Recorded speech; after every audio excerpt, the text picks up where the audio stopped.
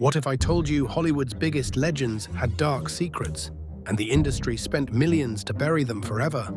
Behind the dazzling smiles and glamorous premieres lurked addictions so severe and scandals so shocking that studio executives would stop at nothing to keep them hidden. Today, we're ripping away the glittering facade to expose the truth they never wanted you to discover. The truth about old Hollywood's biggest scandals was buried for decades, until now. These aren't just stories of mild indiscretions or simple mistakes. These are the bone-chilling accounts of how the studio system destroyed the very stars they created, pill by pill, scandal by scandal. Number 1. Judy Garland. Behind that innocent smile in The Wizard of Oz lurked a studio-manufactured addict. Would you believe MGM executives forced 16-year-old Judy to take amphetamines in the morning and barbiturates at night? They called her "my little hunchback" while feeding her pills that would eventually kill her. Studio doctors conspired to keep her dependent and compliant. When filming Oz, they'd push pills into her hand between takes to keep her energy up. By night, they'd force more pills down her throat to make her sleep. This wasn't occasional. This was the systematic destruction of a child for profit. Her autopsy revealed a body ravaged by decades of studio-mandated drug abuse. The Hollywood machine had literally consumed her from the inside out. The innocent Dorothy you loved on screen. She was crying for help while executives counted their millions. Number 2. Marilyn Monroe. Monroe's death wasn't just a tragedy, it was possibly the most high-profile cover-up in Hollywood history. The official story crumbles under scrutiny. 47 pills missing from prescription bottles, yet no pills were found in her stomach during autopsy. A drinking glass was mysteriously absent from her bedside. Phone records scrubbed clean. What secrets did Marilyn take to her grave? Her phone was tapped by the FBI in her final days due to dangerous relationships with the Kennedy brothers. Her housekeeper reported a heated argument with an unknown caller the night she died. The truth? Monroe's addiction made her vulnerable to forces that saw her as disposable once she became a liability. Number 3. Errol Flynn. Flynn's dashing hero image masked a monstrous appetite for young girls and mind-altering substances. His yacht, ominously named Sirocco, wasn't just for show. It was a floating drug den where Flynn would lure underage girls for what he called pleasure cruises. Studio fixers worked overtime to silence accusations from multiple teenagers. When 2 underage girls brought charges against him in 1942, Warner Brothers deployed an army of lawyers and private investigators to discredit them. Flynn walked free while his victims were branded liars and attention seekers. By 40, Flynn's body was betraying him. Heart attacks, liver damage, and the appearance of a man 20 years older. His famous line, "I've had a hell of a lot of fun, and I've enjoyed every minute of it," takes on a sinister meaning when you realize the destruction he left in his wake. Number 4. Montgomery Clift. The night that changed everything. After leaving Elizabeth Taylor's dinner party, Clift crashed his car into a telephone pole, shattering his perfect face. Taylor herself ran to the wreckage, pulling broken teeth from his throat to prevent him from choking to death. But here's what the studios hid. Rather than allowing him time to heal properly, executives pushed him back into production, forcing him to manage excruciating pain with a deadly cocktail of pills and alcohol. Directors would now film his good side only, treating him like damaged goods rather than a human being in agony. Friends found him wandering barefoot in Central Park at night, so intoxicated he couldn't remember his name. By 45, his body gave out completely, another star sacrificed for box office profit. Number 5. Peter Lorre. Lorre's unnerving stare in countless horror films masked a private nightmare, a crippling morphine addiction that began with a routine medical procedure and ended with him accepting degrading roles just to fund his next fix. Studio contracts reveal unusual clauses allowing for medical treatments. Code for periods when Lorre would be incapacitated by withdrawal. Co-stars reported him shaking violently between takes, disappearing briefly, then returning with pinpoint pupils and an unnatural calm. The studio knew. They didn't help. They exploited his dependence, paying him less than sober actors while working him harder. When he died at 59, his friend Vincent Price remarked, "I have lost a part of myself." But the truth was more sinister. Hollywood had been stealing parts of Laurie for decades. Number 6. Cary Grant. The suave, sophisticated Cary Grant had a secret that would shock his millions of fans. He underwent approximately 100 LSD therapy sessions, claiming the drug saved his sanity. "I have been born again," he told reporters before the studio machine silenced him. Paramount executives threatened to cancel his contract if he continued discussing his psychedelic experiences. Why? Because the perfect leading man, admitting psychological trauma, shattered the carefully constructed illusion they sold to audiences. When Grant insisted LSD therapy had saved him from suicide, studio heads launched a campaign to discredit him, planting stories questioning his mental stability. The man whose image represented perfect composure was fighting desperately to heal childhood trauma, while the industry demanded he maintain the profitable facade. Number 7. Joan Crawford.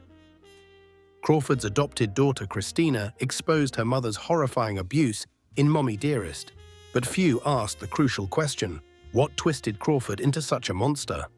The answer lies in decades of studio manipulation and exploitation.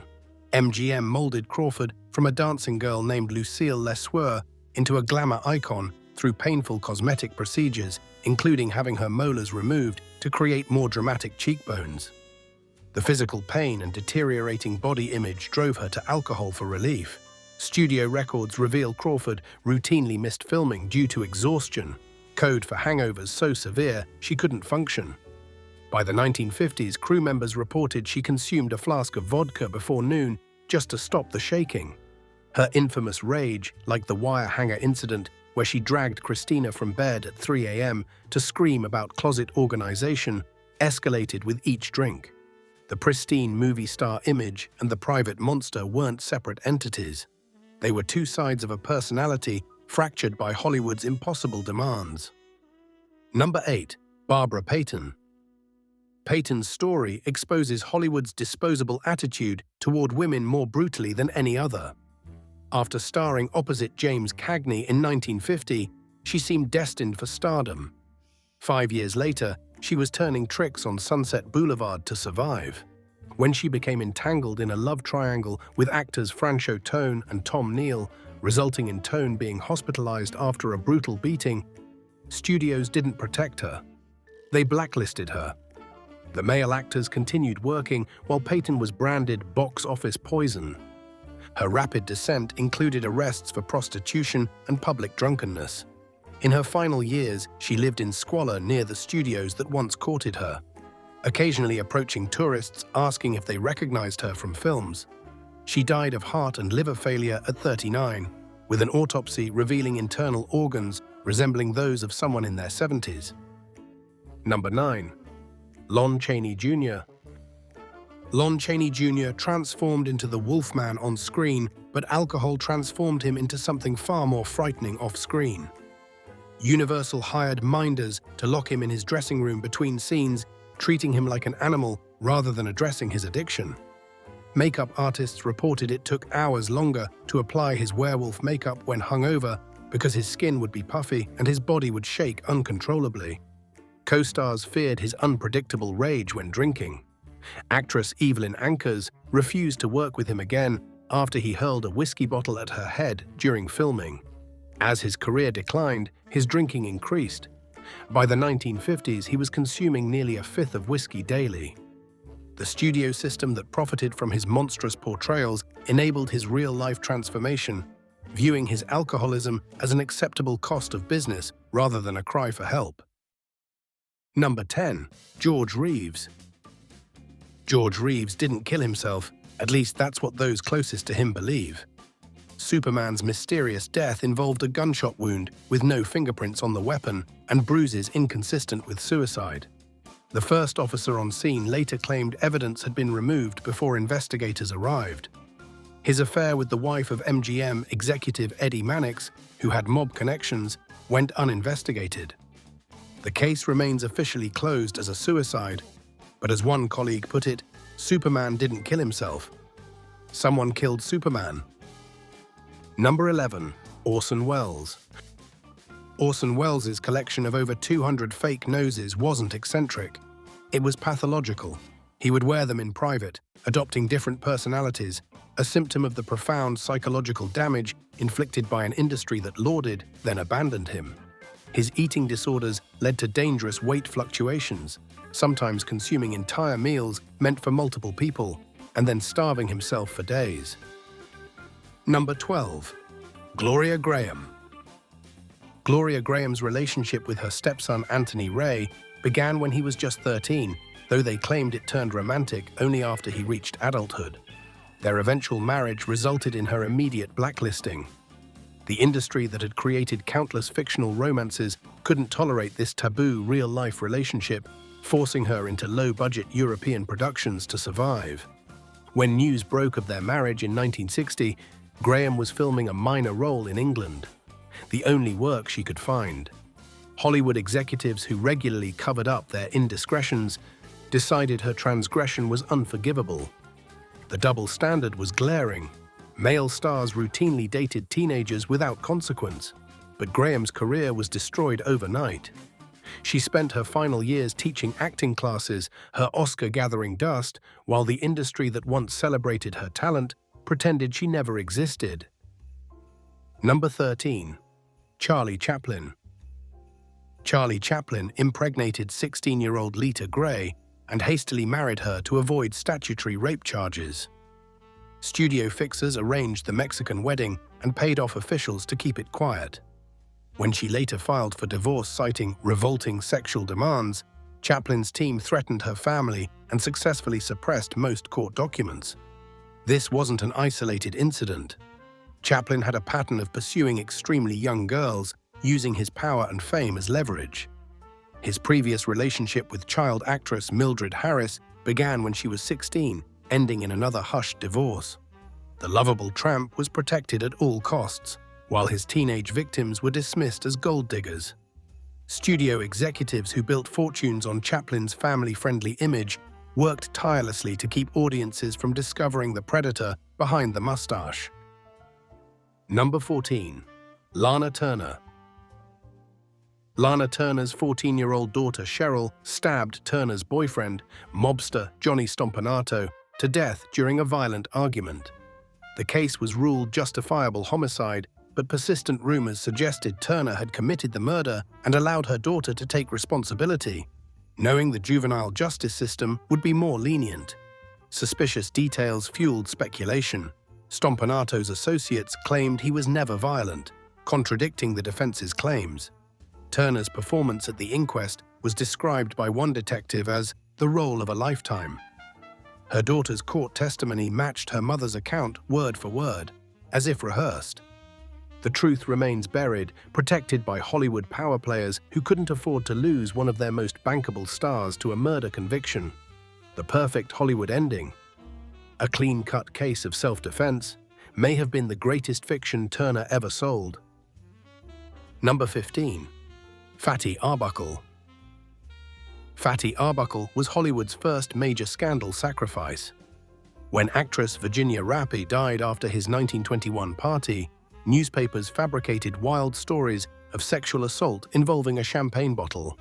Medical evidence suggested her chronic bladder condition ruptured naturally, but studios needed a scapegoat to appease moral crusaders. Though acquitted in court after 3 trials, his career was destroyed as studios united to ban him from screens nationwide. Paramount had just signed him to an unprecedented $3 million contract. They abandoned him overnight, even burning prints of his unreleased films. Arbuckle's destruction served as a warning to other stars. No individual was more important than the industry's image. The man who once made millions laugh died broke and forgotten at 46, his legacy distorted by lies that studios could have dispelled but chose to perpetuate. Number 16. Stan Laurel. Stan Laurel's alcoholism led to bizarre incidents, including showing up naked at Oliver Hardy's house demanding midnight rehearsals. Studio heads knew of his problem but encouraged the behavior when it created publicity, only to abandon him when his addiction affected production schedules. His drinking contributed to 4 failed marriages and multiple arrests, yet executives viewed his disintegration as an acceptable cost of his comedy genius. When sober, Laurel was a brilliant writer and performer, crafting many of the duo's most famous routines. When drinking, he became unrecognizable, paranoid, aggressive, and self-destructive. The studio publicity machine spun his alcoholism as harmless eccentricity while privately enabling his addiction. The man who made millions laugh was crying for help, but Hollywood only saw dollar signs. Number 17. Elizabeth Taylor. Elizabeth Taylor survived childhood stardom only to fall victim to prescription drug addiction after back surgery. MGM had worked her relentlessly as a child, contributing to the physical problems that later required surgery. Unlike many of her contemporaries, Taylor publicly acknowledged her addictions and sought treatment, breaking the code of silence that allowed studios to maintain the illusion of perfection. "It's not being drunk that's the problem," she once said. "It's what made you a drunk that you have to face." Her courage in addressing her struggles publicly enraged studio executives who preferred their stars to suffer quietly. By speaking out, Taylor exposed the industry's role in creating and maintaining addiction among its stars, a rare act of defiance from within Hollywood's golden prison. Number 18. Peter Sellers. Peter Sellers suffered severe mental health issues, once claiming, "I do not exist. There used to be me, but I had it surgically removed." Studios exploited his fragile psychological state, pushing him into roles that exacerbated his identity crisis while ignoring his deteriorating condition. His bizarre behaviors included a pathological fear of the color purple and frequent claims that he received career advice from the ghost of his mother. Rather than seek help for their troubled star, studios used his instability to promote films, leaking stories of his eccentric behavior to generate publicity. His cocaine use in later years intensified his paranoia and contributed to multiple heart attacks, culminating in his death at 54. The man who could become anyone on screen had lost himself entirely, a disappearing act encouraged by an industry that valued his characters over the broken man creating them. Number 19. Thomas Ince. Thomas Ince's mysterious death aboard William Randolph Hearst's yacht in 1924 remains one of Hollywood's darkest unsolved cases. The official cause was heart failure, but persistent rumors suggested Hearst shot Ince, mistaking him for Charlie Chaplin, whom Hearst believed was having an affair with his mistress Marion Davies. The incident was allegedly covered up using Hearst's immense media influence, with witnesses paid for their silence. Number 20. Bette Davis versus Joan Crawford. Bette Davis' legendary feud with Joan Crawford revealed the cruel manipulation of two aging stars by studio executives who pitted them against each other for publicity. Davis's drinking fueled her already volatile temper, with one director noting she was a mean drunk and she was drunk often. Yet the studio encouraged the conflict, leaking stories to fan the flames while profiting from their mutual destruction. Addiction doesn't care if you're rich, talented, or beloved by millions. And in Hollywood, the pressure to stay perfect has destroyed more lives than it saved. Some made it out, others never got the chance. But one thing's for sure, the truth can't stay hidden forever. Which one of these stories shocked you the most? Let us know in the comments, and don't forget, there's always more Hollywood darkness waiting to be uncovered.